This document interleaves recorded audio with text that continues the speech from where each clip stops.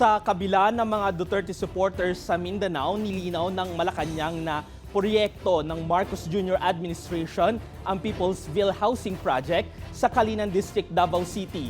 Ito'y kasunod ng mga posts sa social media na iniuugnay ang Vertical Socialized Housing Project kay Vice President Sara Duterte. Nagpakita si Palace Press Officer Claire Castro ng mga dokumentong nagsasaad na noong 2023 naaprubahan ang development permit ng proyekto. Habang 2024 naman inilabas ang Certificate of Registration at February 2024 na issue ang building permit.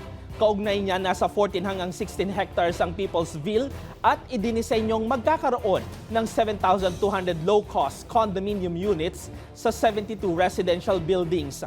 Ayon sa pinakabagong ulat na binanggit ng palasyo, mahigit 2,600 units na ang tapos, habang 4 na building na may kabuang 400 units ang kasalukuyang itinatayo.